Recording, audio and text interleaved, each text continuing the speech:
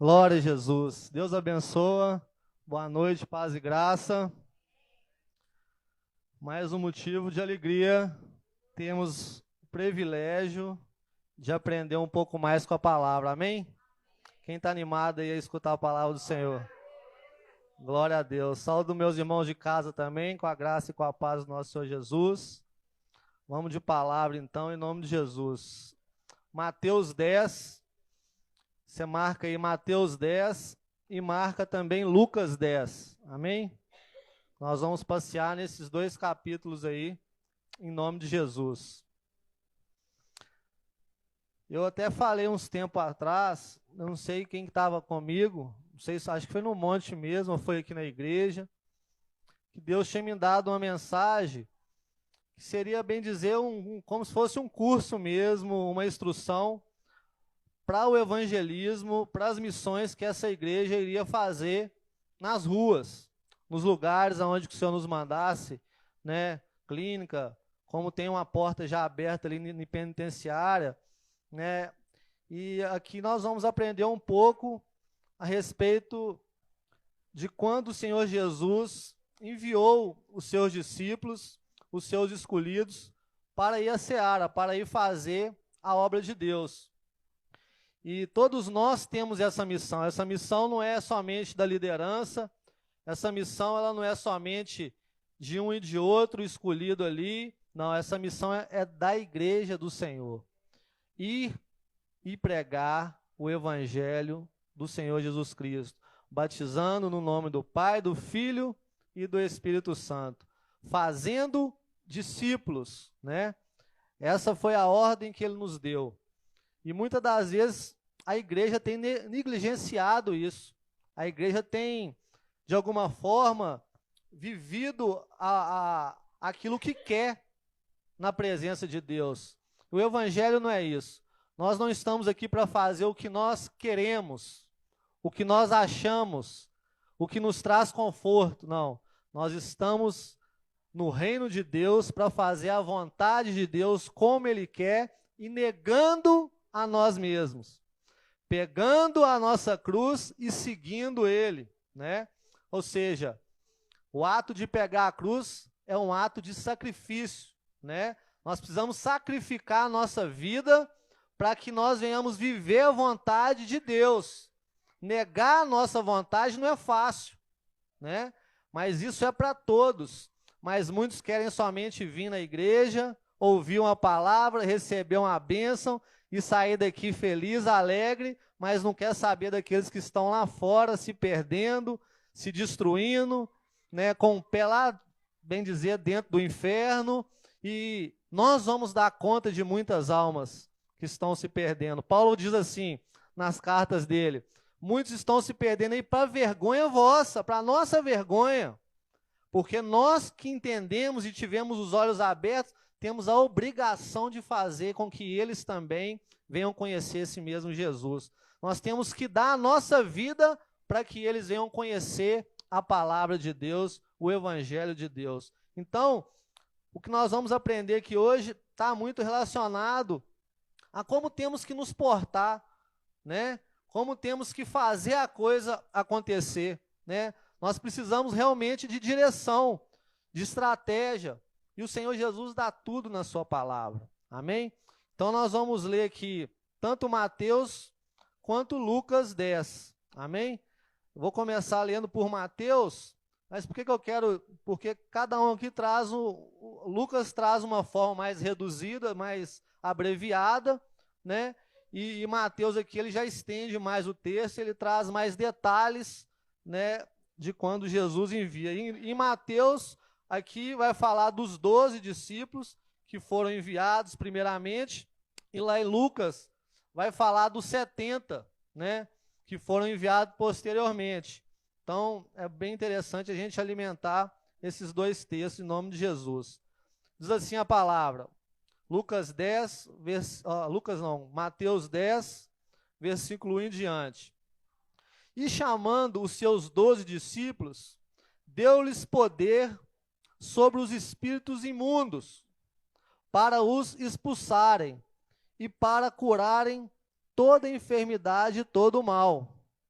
Ora, os nomes dos 12 discípulos são estes: o primeiro Simão, chamado Pedro, e André, seu irmão, Tiago, filho de Zebedeu, e João, seu irmão, Filipe e Bartolomeu, Tomé e Mateus, o publicano, Tiago, filho de Alfeu, e Lebeu, apelidado Tadeu, Simão o Zelote e Judas Iscariotes, aquele que o traiu. Jesus enviou estes 12 e lhes ordenou, dizendo: não ireis pelos caminhos das gentes, nem entreis na cidade de samaritanos, mas ide diante as ovelhas perdidas da casa de Israel. E indo, pregai, dizendo: é chegado a vós o reino dos céus. Até aqui por enquanto, amém? Quem pode saudar essa palavra com a salva de palmas em nome de Jesus? Glória a Deus, Tu és maravilhoso, Pai, Tu és poderoso. Mais uma noite nós Te louvamos, nós Te engrandecemos pela oportunidade de aprender mais com a Tua palavra. Prepara cada coração aqui, Senhor, como uma terra fértil. Pai, de mim mesmo eu nada tenho, mas eu sei que o Teu Espírito irá falar aos corações. Então usa, meu Pai, os meus lábios, usa, Senhor, conforme a Tua vontade, e que essa semente semeada, ela produza frutos na vida de cada um aqui, em nome do Senhor Jesus Cristo. Amém. E graças a Deus. Então, aqui no começo do texto, nós já vemos que o Senhor, ele, de primeira mão, ele já declara que todos aqueles que são escolhidos por ele, é-lhe dado poder, autoridade. É para ficar guardado, gente? É para ser negligenciado? É para esconder esse poder debaixo do colchão ali? Não. Quando nós recebemos o Senhor Jesus, quando nós confessamos Ele como nosso único e suficiente Salvador, quando nós aceitamos a proposta de uma nova vida, nós recebemos o Espírito de Deus. Quando nós passamos pelas águas e nascemos do Espírito, nós recebemos um poder a qual nós temos autoridade para fazer com que vidas venham contemplar o poder de Deus, a glória de Deus, através das nossas vidas. Isso é muito sério e muitas das vezes é muito ignorado. As pessoas se batizam, aceitam Jesus, mas não querem nem saber de mais nada. Não querem nem saber qual é a missão dela, qual é o propósito dela a partir daí. A partir dessa escolha, a partir dessa entrega. Tem algo a ser feito. Você não aceita Jesus só para melhorar de vida, só para se livrar do vício, só para se livrar das suas mazelas, né? Só para sair da depressão, só para ser curado de uma enfermidade. Não, nós aceitamos Jesus porque nós aceitamos uma proposta de servir. Servir ao reino de Deus. E se eu preciso servir, eu tenho que entender que eu tenho que trabalhar. E que o trabalho é árduo, é pesado. Não é um trabalho qualquer. Não é fazer do jeito que eu quero, da maneira que eu penso, da maneira que me é confortável. Não é fazer do jeito que Deus manda, do jeito que Ele ensina, do jeito que Ele direciona. Então nós temos um poder sobre as mãos, nós temos uma autoridade para ser usada em prol da glória de Deus. E aqui ele fala que ele deu a esses discípulos, né, o poder para expulsar demônios, né, para pisar ali realmente na cabeça do inimigo, né, para de alguma forma curar aqueles que estão, né, sobre o jugo da enfermidade, estão cativos, estão oprimidos, sobrecarregados. Ele nos deu autoridade e poder para isso, né, como foi dado àqueles escolhidos ali, os 12, que a palavra cita aqui. E você pode perceber também aqui, que quando a primeira instrução que ele traz para os seus discípulos, era que eles viessem cuidar dos de dentro. Dos de dentro. E muitas das vezes isso é negligenciado também, isso é ignorado por muitas pessoas. As pessoas querem pregar para os de fora, querem evangelizar os de fora, mas não querem o maior desafio, que é evangelizar os de dentro. Ganhar os de dentro. É muito fácil você ganhar uma pessoa que não conhece o seu passado, que não conhece a sua mazela, que não te viu lambuzar no pecado, viver a vida absolutamente. A pessoa não te conhece, você falar com ela de Deus é muito fácil. Ela vai logo acreditar em você, né? Dentro do que você fala, ela vai te ver como uma pessoa de Deus, ela não conhece o outro lado. Mas, quando ele fala desta forma, ele quer dizer que nós temos que começar a dar bom exemplo e ser bom testemunho dentro da nossa casa, em meio à nossa família, em meio aos nossos amigos, em meio àqueles que conheceram a gente no pecado e hoje está vendo a gente na presença de Deus. Então, precisa realmente de uma mudança sobrenatural na nossa vida. Não tem como você fazer a obra de Deus de qualquer jeito. Não adianta você estar pregando lá fora e chegando em casa sendo um mau exemplo, um mau testemunho diante daqueles que convivem com você. Então a coisa tem que começar realmente de dentro de casa. Quando ele cita Israel, que era o povo escolhido de Deus ali, né? Era um povo que Deus tinha realmente cuidado e preservado, né? E tinha propósito, promessa para aquele povo. E logo após nós sabemos que Jesus estende isso àqueles gentios, aqueles que seriam, né, de outra linhagem, mas que também usufruir da graça de Deus, né? Porque o Senhor, ele veio para todos. Mas olha bem, ele traz uma direção. Cuida primeiro da sua casa. Não adianta nada você vir para a igreja e falar, pastor, estou pronto para a obra. Mas a casa está toda desordenada. A família está toda de perna para o ar. Não, começa a agir dentro da sua casa. Começa a pagar preço pela sua casa. Começa a dar bom exemplo dentro da sua casa. Para que assim você tenha condição de fazer lá fora. Para Deus te honrar lá fora. Porque o maior desafio é você ganhar os de dentro, não os de fora. O maior desafio é você ganhar quem sabe realmente quem você era. E olhar para você e falar, você hoje é um milagre de Deus. Hoje eu te vejo com uma paciência que você nunca teve. Hoje eu te vejo com uma mansidão que você nunca teve. Hoje eu te vejo com um poder que chega a me encher de alegria, de me espantar, de me deixar perplexo. Isso não é seu. Existe algo realmente operando na sua vida. E quando isso acontece, Deus te honra também por onde você passar, onde Ele te levar, Ele vai te honrar. Mas Ele quer que você não comece pelo mais fácil, mas pelo mais difícil. Para que quando você encontrar o mais fácil, né, você venha realmente saber que você venceu primeiro a prova mais complicada, mais difícil, que era evangelizar e mostrar a glória de Deus para aqueles que te conheceram realmente no pecado. E aqui ele continua falando, né? E ele começa a falar aqui no versículo 8. Nós lemos até o 7, no versículo 8 ele começa a falar: curai os enfermos, limpai os leprosos, ressuscitai os mortos, expulsai os demônios, de graça recebeste e de graça. Isso é outra coisa muito importante, irmãos. Nós sabemos que quando a gente faz as coisas de Deus, sempre nós vamos ser elogiados, nós vamos ser, né, de alguma forma honrados, as pessoas vão realmente querer nos honrar. Imagina você chegar numa família que está destruída, que está ali passando por várias lutas, aí tem uma pessoa ali, vamos supor, uma suposição, em fase terminal, que a família já gastou tudo quanto é recurso, e aí você chega ali ousado naquele momento e Deus te usa, e aquela pessoa ali que já estava desenganada, Deus te usa para curar aquela pessoa. De repente aquela família tem muitos bens, tem muito dinheiro, e aquela família decide te honrar, decide te abençoar. Ah, não, mas está me abençoando, amém.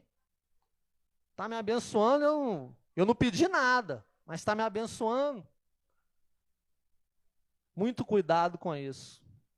Por que que eu digo? Porque muitas das vezes começa assim mesmo. Começa você, né, se deixando levar por uma honra, né, por um agrado, que isso, com o tempo, pode vir a te corromper. Pode vir, de alguma forma, tirar aquilo que o Senhor quer que você faça.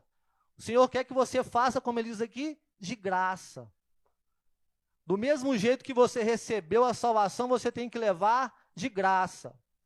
E nunca cobrando. Eu sou muito contra, e eu respeito quem não é, mas eu sou muito contra isso. As pessoas falam, não, mas tem que honrar e tudo. Amém. Cada um tem um modo de pensar, eu respeito o modo de cada um pensar. Mas se me convidar para ir na igreja do fulano, do Bertrand, do ciclano, para me trazer a mensagem e vier me dar uma oferta, eu não aceito. Eu posso até aceitar se eu estiver realmente precisando. Se eu estiver realmente necessitado.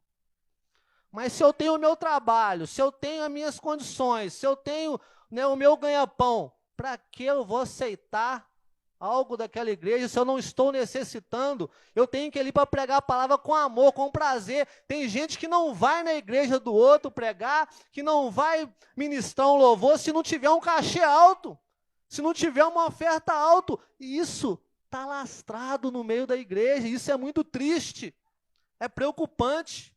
Homens de Deus que estão cheios, né, do conhecimento da palavra de Deus, porque estudaram, porque Deus derramou sobre a vida dele, mas ele começa a visar lucros para estar ali ministrando algo que ele recebeu de graça. Ah, não, mas eu investi na teologia, eu deixei de trabalhar para mim poder. Não importa o que você fez. O que você ganhou é muito maior do que o que você ofereceu. O que você ganhou é muito maior do que você ofereceu. Então dá de graça. Não fica cobrando para fazer a obra de Deus, não fica achando que você tem que ser recompensado, que você tem que ser reconhecido. Não. Faz a obra de Deus com simplicidade, com amor e com boa vontade. Assim você estará glorificando a Deus. Então, uma das instruções é esta. Quando a gente está fazendo a obra, realmente Satanás ele tenta encher o coração de muitas pessoas, como tentou encher dos discípulos. Ao longo do texto aqui, nós vamos ver lá em Lucas, que os discípulos voltam da obra, cheio de alegria, cheio de vaidade, cheio de honra. Por quê? Porque os demônios sujeitou eles ali, a autoridade que estava sobre a vida deles, eles curaram, eles fizeram várias situações ali que até eles mesmos ficaram assustados com o poder que estava sobre a vida deles. E aí eles chegaram pulando de alegria. Nossa, Senhor Jesus, mestre, nós arrebentamos aí onde o Senhor mandou nós ir. Foi bênção demais. Aonde nós chegou, os bichos caíram por terra, nós curamos, nós libertamos, nós fizemos e acontecemos, Senhor. Opa, vem cá que eu vou continuar a instrução, não acabou não. Né? Não fiquem alegres pelo que vocês fizeram, porque os demônios estão sujeitando a vocês. Não fiquem envaidecidos pela honra, pela glória, pelo reconhecimento que as pessoas trouxeram a vocês, mas fiquem alegres porque o nome de vocês ainda está escrito no livro da vida. Porque tem muitos fazendo sinais, maravilhas, estão pregando a palavra e não tem mais o nome escrito no livro da vida. Por isso, em outro texto, nós vamos ver, né, a mensagem que fala que muitos vão chegar naquele grande dia e vão se deparar com o Senhor e falar: Senhor, mas eu curava em teu nome. Senhor, mas eu estava todo dia dentro da sua casa, eu fazia a sua obra. Eu profetizava. E por que o Senhor agora está fechando as portas para mim? Porque o nome já não estava mais escrito no livro da vida. Eles confundiram as coisas. E muitos se perdem, não é no começo da caminhada, é no meio da caminhada. É no meio da caminhada que começam realmente a se envaidecer, começam realmente a perder a humildade. Sabe? E começam a agir de uma forma que, de vez de glorificar a Deus, a pessoa está buscando glória para si mesmo. Então a obra de Deus realmente ela traz honraria. Eu até falo muito isso, eu não gosto muito de elogio, por quê? Porque eu não quero que isso nunca venha me envaidecer, me glorificar, não. Eu prefiro viver sem muito elogio, porque eu sei o que Deus me usa para me fazer, pode usar qualquer um, Deus de quando se coloca na posição e Deus de quando se lança nas mãos dele. Eu não faço nada além do que você e qualquer outro irmão possa fazer.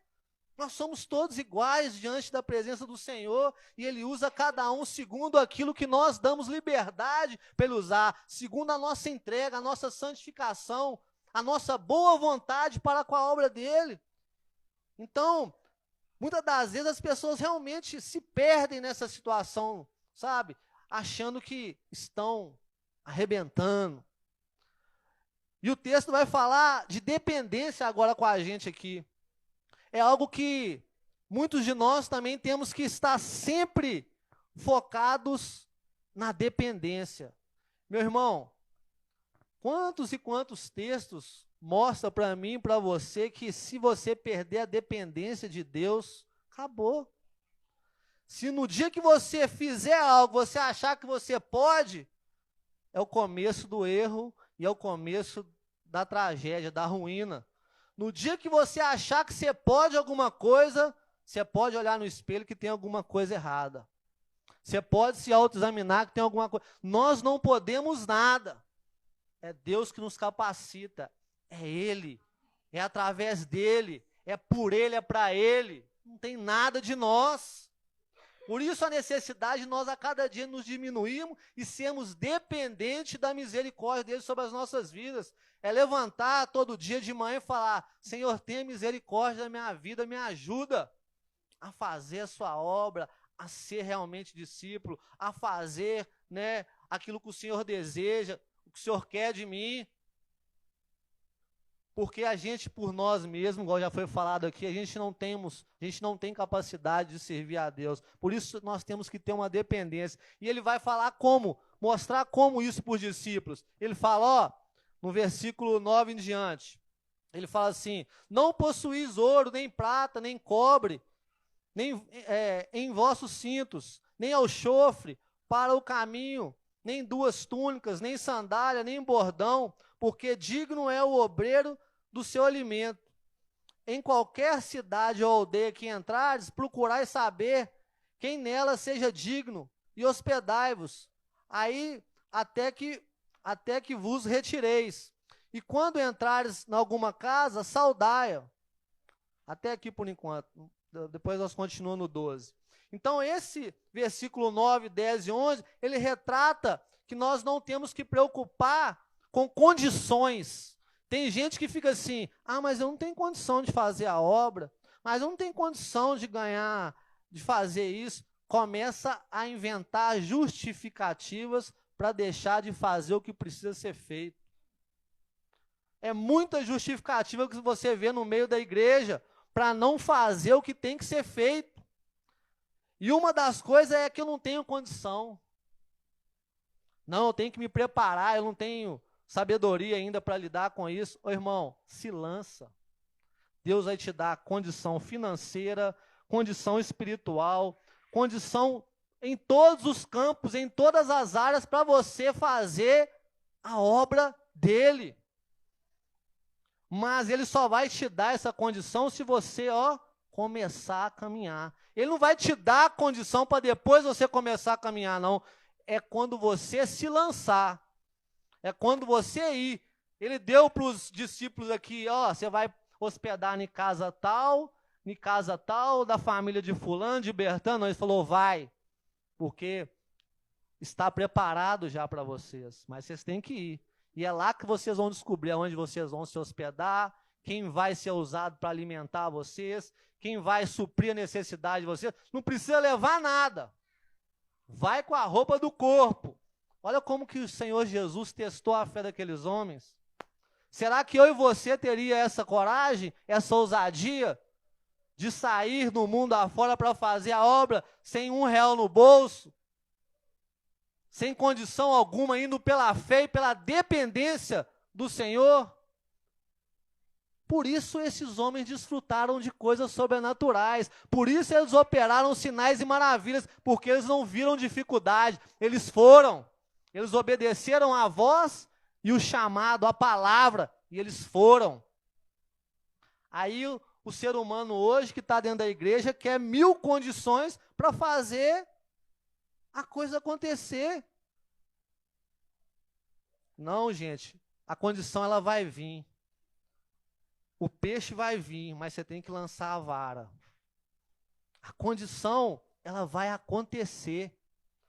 Mas primeiro tem que ter uma ação de fé, de obediência, de sujeição à vontade de Deus. Porque a vontade de Deus é que, volto a dizer, todos venham fazer a obra de Deus. A obra de Deus não é só para o pastor, para o missionário, para o evangelista, para o obreiro, para o diácono, não. É para todos. E volto a dizer, começa dentro da sua casa. Ser um bom testemunho dentro da sua casa. Se não era paciente, começa a ser. Se não era amoroso, começa a ser. Se não orava para comer, começa a orar. Se não dobrava o joelho, começa a dobrar. Começa a fazer diferente do que o velho homem fazia. Seja bom exemplo dentro da sua casa. Esse é o primeiro passo. E aí, seguindo a palavra aqui, ele fala de dependência e depois ele vai falar em questão de rejeição.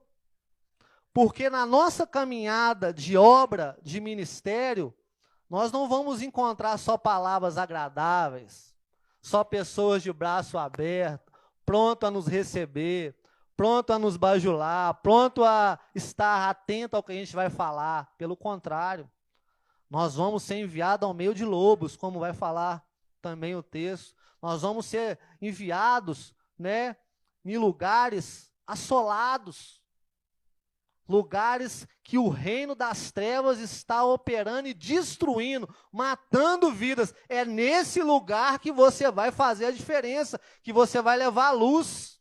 É nesse lugar. Não é no lugar que você vai chegar e vai encontrar todo mundo respeitoso, amoroso. Não. Nós vamos encontrar lugares aonde vai estar, às vezes, até medo de entrar. Mas maior é o que está com você, meu amado. Maior é o que está com você. Nós vemos passagem aqui na Bíblia, né, igual no Antigo Testamento, de homens encurralados ali para o exército inimigo, e ele fala, nós, e agora como é que vai ser? Aí, abre a visão dele para que ele possa ver esse tanto de anjo aí, ó, ao nosso redor. Você nunca vai estar sozinho numa missão. Você nunca vai estar sozinho na missão. E a prova disso é quando ele começa aqui a escolher os discípulos, ele escolhe também lá no 70, de 2 em 2.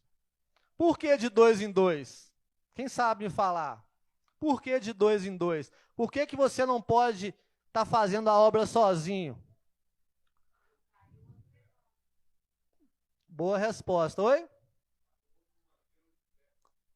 O cordão de 2 dobras, ele é mais forte. Mas qual que é a promessa? Onde há 2 ou 3 reunidos no meu nome, ali eu estarei. Hã? Então você vai estar não só com o seu parceiro, mas com a própria presença de Deus, com a própria presença do Senhor Jesus, do Espírito Santo de Deus, junto de vocês. É promessa. É promessa. Então nunca se sinta só, porque há momentos que na obra você vai se sentir só. Você vai olhar para o lado, não tem ninguém para te ajudar, de repente só um ali, e o outro está mais baleado que você ainda. Mas lembra, põe a cara no pó, pede a Deus renovo, pede a Deus vigor, pede a Deus boa vontade, bom ânimo, e Ele vai renovar as suas forças, Ele vai renovar a sua alegria para fazer a obra de Deus. E isso é que é o mistério, é a gente entender que isso é parte das nossas pisadas, vai acontecer esses momentos, e a rejeição é muito complicada lidar com ela. Você entrar num lar, você oferecer o melhor, você fazer de tudo, para aquela família conhecer o que você conhece e ali você encontrar rejeição. Ali você encontrar, de vez um agrado, você encontrar frustração, decepção, ira contra a sua pessoa. Amar quem nos ama é muito fácil, mas amar aquele que se levanta contra nós, temos que ter o poder e a graça de Deus operando. Temos que ter o fruto do Espírito em nós. E aí que entra o detalhe. Nós precisamos saber lidar com essas situações e continuar tendo bom ânimo e amando. Outro dia nós fomos na praça ali, a praça estava rodeada de pessoas, né, pastor? Praça cheia, e assim, aonde a gente estava um pouco mais vazio, mas ao redor da gente estavam os bares, estava tendo uma feirinha. E eu me recordo que eu fui um momento ali, entregar uns panfletos ali, aí eu passei perto do pula-pula lá, tinha uma mulher lá, a caixa de louvor estava ligada, a mulher estava excomungando o louvor.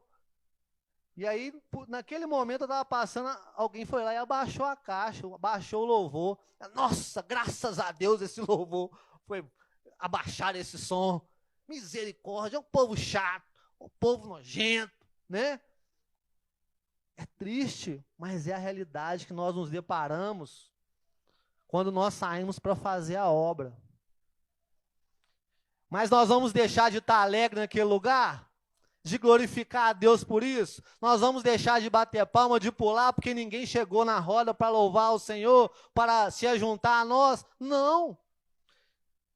E eu acho que a nossa instrução, ela está sempre nos mostrando que nós temos que ser exemplo ali. A instrução da palavra sempre tá levando para o bom testemunho. Então nós temos que chegar nesses lugares e não ficar ali acanhado, né, preocupado. Nossa, será que não vai ninguém vir aqui? Não, não. Nós temos que chegar ali e demonstrar a alegria do Senhor, de Deus ter nos resgatado, de Deus ter nos tirado do engano. E para que essa alegria, vista na nossa face, possa contagiar outros. Talvez ele tenha vergonha de chegar ali, mas ele pode chegar na casa dele, colocar a cabeça sobre o travesseiro e falar: nossa, eu queria a alegria daquele povo. Aquele povo estava ali, ninguém chegou perto dele, mas eles tinham uma alegria que eu nunca vi igual. Que pagode nenhum dá, que música ao vivo nenhum dá, que barzinho nenhum dá. A alegria que eles estavam ali era algo diferente. É assim que o povo de Deus tem que estar lidando com a rejeição. Lidando com, realmente, essas pessoas que, de alguma forma, ignoram as coisas de Deus. O que o Senhor falou? Ó, sacode. Sacode. Por quê? Porque tem gente também que carrega as coisas. Esse sacudir o pó é você deixar para trás aquela decepção, aquela frustração, aquele maus tratos. Não leva isso com você, não. Não leva isso com você, não. Deixa isso para trás. É bola para frente. Vamos em frente. Vamos continuar marchando. Vamos continuar fazendo aquilo que Deus quer que nós estejamos fazendo. Porque tem gente que é frustrado dentro daquilo que ela empenhou tanto, que ela desanima de continuar caminhando. Ela desanima. Ela fala: nossa, eu paguei tanto preço, eu me empenhei tanto por isso, eu dei todo o meu sangue, eu depositei toda a minha energia, toda a minha força, eu dei o meu melhor, e isso que eu recebo, não quero isso mais não. E desiste. O Senhor Jesus estava preparando os seus discípulos para, sacode o pó. Se você está chegando com a paz, com amor, com a misericórdia, com a compaixão, e esse povo está te ignorando, isso tudo vai voltar para você. Sacode o pó e segue em frente. Segue em frente. Não deixa as decepções te parar, irmão. Não deixa as frustrações te parar. Não deixa as pessoas, te diminuir, te julgar para baixo, porque o Senhor tem te julgado para cima. O Senhor tem te revestido de poder, o Senhor tem te revestido de autoridade, de unção. E o Senhor tem te dado vida e vida em abundância. Então é motivo de você se alegrar e não ficar olhando para essas outras coisas que, infelizmente, se a gente ficar observando, nos paralisa. Não nos deixa fluir na presença de Deus. Amém? Vamos aqui para Lucas 10. Glória a Jesus. Lucas 10. Glória a Deus. Em Lucas 10, no versículo 2, ele vai dizer assim, ó: e dizia-lhe, grande e em verdade é a seara, mas os obreiros são poucos. Rogai, pois, ao Senhor da seara, que envie obreiros para a sua seara. Irmãos, isso aqui é muito triste. Isso aqui é muito triste, porque quando cita aqui obreiro, é a pessoa que está voltada à obra, não a pessoa que está voltada à igreja. E o que mais tem é a pessoa voltada à igreja, e não à obra de Deus. Tem muita pessoa sentada no banco da igreja que podia estar sendo fonte de água a jorrar em vidas que estão sedentas. Você é um desses que pode jorrar sobre a vida daquele que Deus põe no seu caminho. Você crê nisso? Então comece a jorrar. Deixa Deus te usar. Não se acomode sentado no banco de uma igreja e achando que você está buscando a Deus e ponto, glória a Deus e tudo é mil. Não! Deus quer te usar, meu irmão.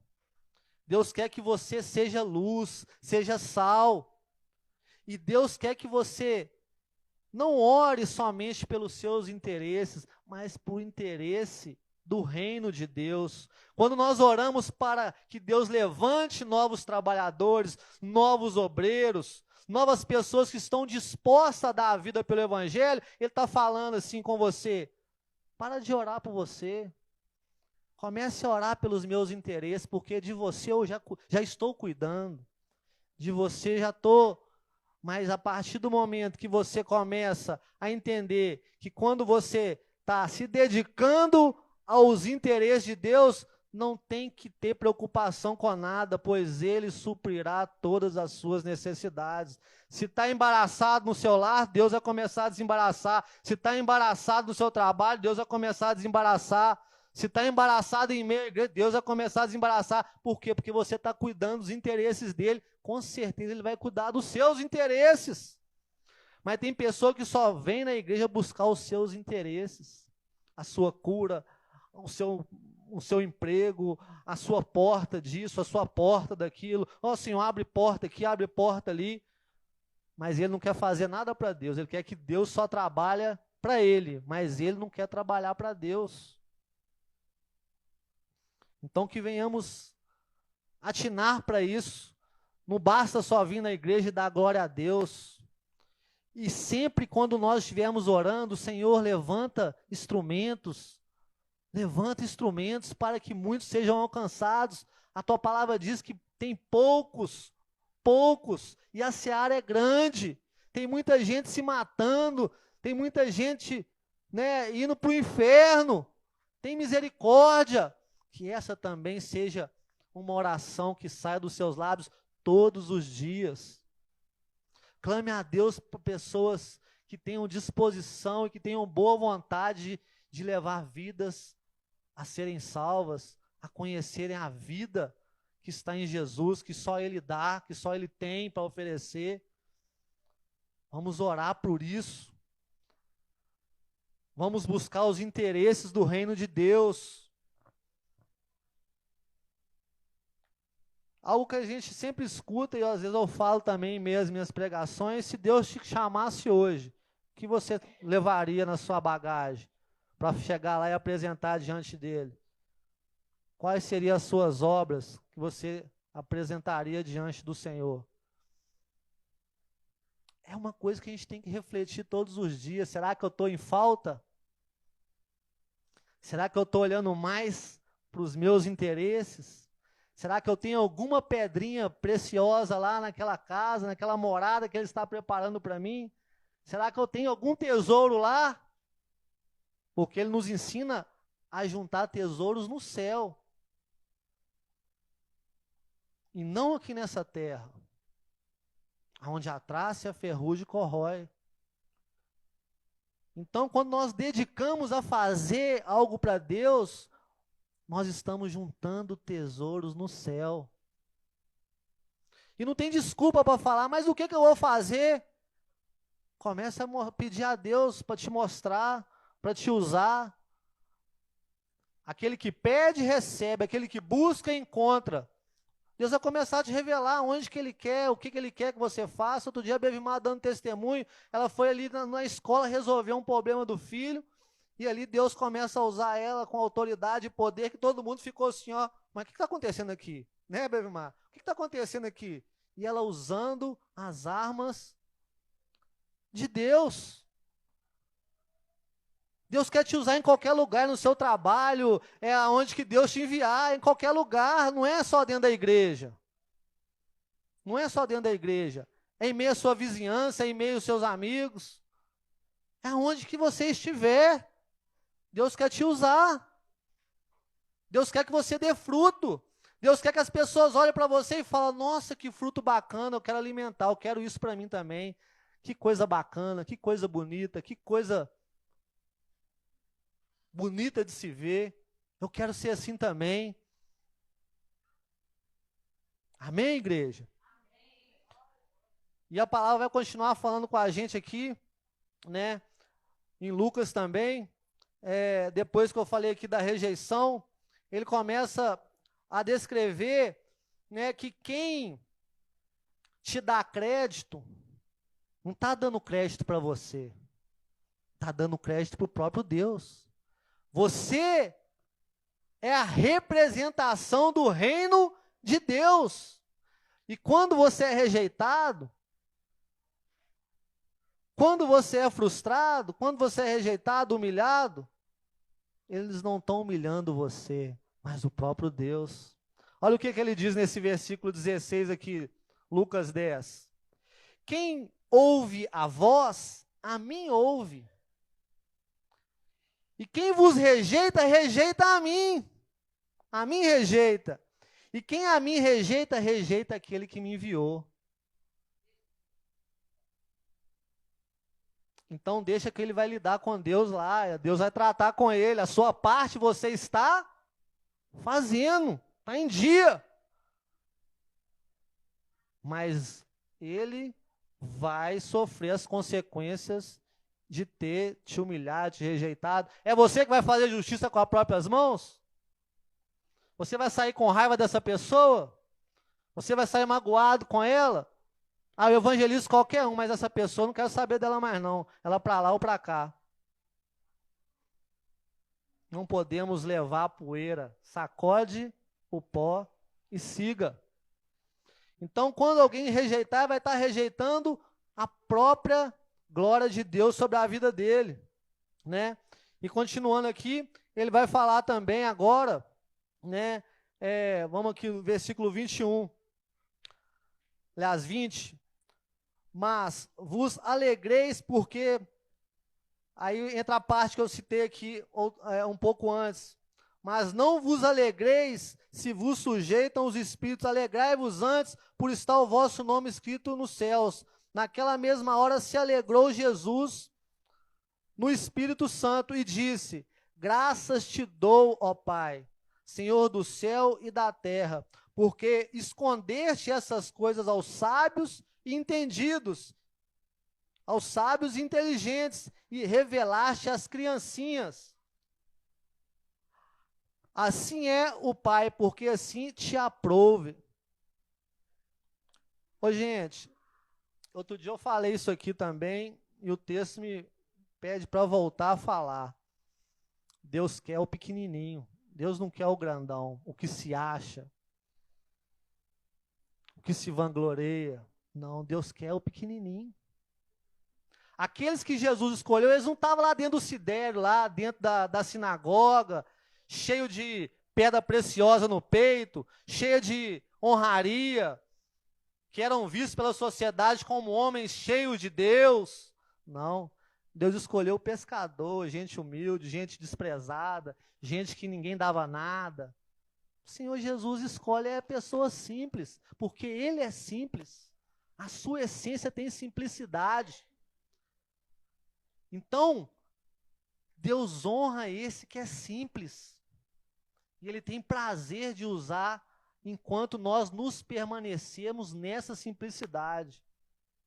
Mas a partir do momento que nós nos deixarmos levar, como já foi dito, deixar a soberba, a altivez, o próprio entendimento, deixar a dependência de Deus de lado, aí é caminho de ruína. Mas se você lutar, Senhor, se você se humilhar, Senhor, de mim eu não tenho nada.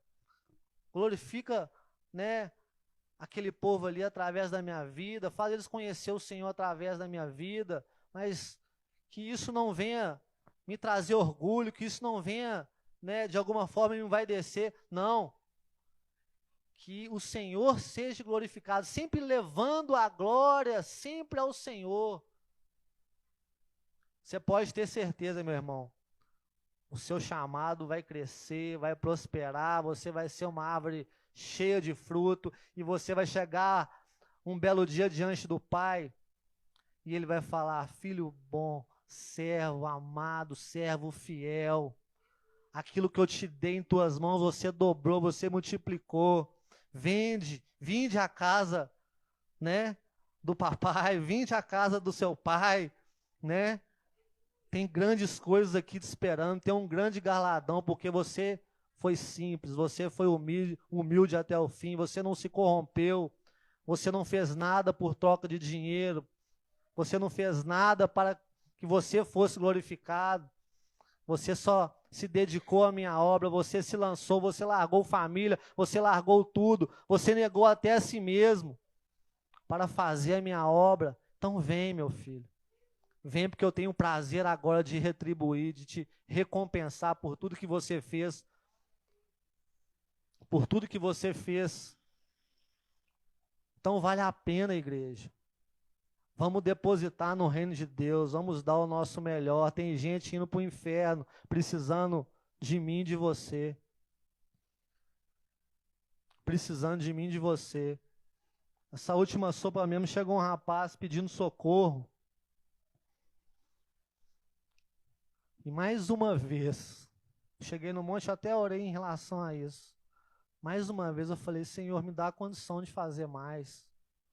Eu não aguento mais escutar as pessoas me pedir socorro e eu só poder dar a ela um prato de sopa.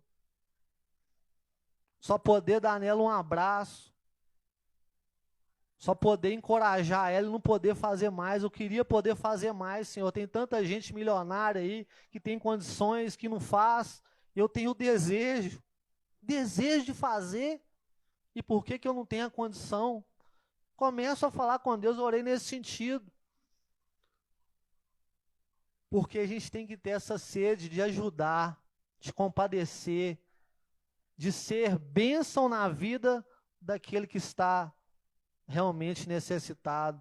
O que o Senhor falou com Abraão quando Ele escolheu Abraão? Sê tu uma bênção. Deus não quer que você venha à igreja buscar a bênção, mas Deus quer que você venha à igreja para você se transformar na própria bênção, na vida das pessoas lá fora. Então você vem na igreja para você amadurecer, para você buscar conhecimento, para você ser lapidado, para que quando você pôr o pé ali fora, você esteja preparado para toda e boa obra. É isso que Deus quer da igreja, a igreja está totalmente dispersa para isso. Eu vejo igrejas aí com grande potencial financeiro, muitos membros, muita condição de fazer a coisa acontecer e não faz. Agora eu te pergunto, Essa igreja vai para o céu, igreja. É triste falar. Quem sou eu para julgar? Mas aquele que não dá fruto, o que a palavra diz?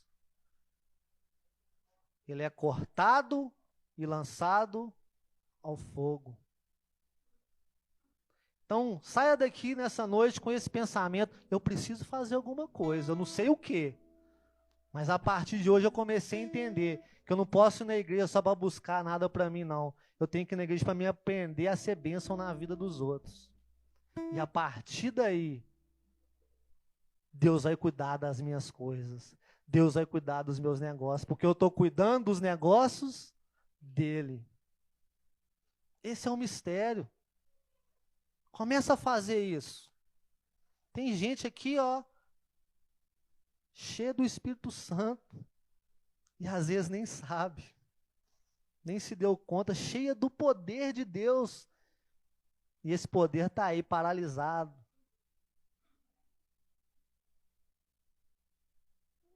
Começa a usar isso que Deus te deu. Começa a usar isso que Deus te deu. Deus está falando a palavra, o Espírito Santo está falando com você. A partir do momento que você confessou Jesus e recebeu Ele na sua vida e começou: eis-me aqui, Senhor, faz de mim a tua vontade. Esse poder, ele está dentro de você. Ele só precisa ser descoberto por você, pela sua ousadia, pela sua fé, e as coisas vão começar a acontecer. Ah, mas eu não tenho dom para isso não, isso aí tem que ter dom, isso aí tem que ter chamado. Começa a fazer, irmão. Começa a fazer. Você vai ver Deus fazendo através das suas mãos, através dos seus lábios. Começa a fazer. Lembra, a coisa não vai acontecer primeiro para depois você fazer. É você fazendo que a coisa vai acontecer.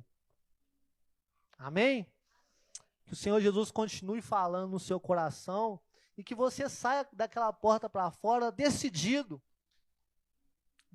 a fazer algo pela obra de Deus. Eu sei que muitos aqui já fazem, mas lembra também da instrução. Não para não, não desiste não. Às vezes alguma coisa tem te frustrado, alguma coisa no passado te paralisou, você parou de pregar a palavra, você parou de fazer a obra, você está no comodismo, você se revoltou. Não, é hora de voltar atrás e falar: não, Deus já me usou tanto, Deus vai começar a me usar de novo. Eis-me aqui, Senhor, eu entendi a palavra, eu quero voltar a ser uma árvore frutífera, eu não quero só estar sentado no banco da igreja, mas eu quero voltar a dar fruto. Amém? Então a palavra não é só para quem não está fazendo, é para quem está fazendo e está desanimado. E para aquele que está fazendo também, fazer mais e mais. Então a palavra é para todos. Amém? Que o Senhor continue falando no seu coração e te abençoando em nome de Jesus. Amém?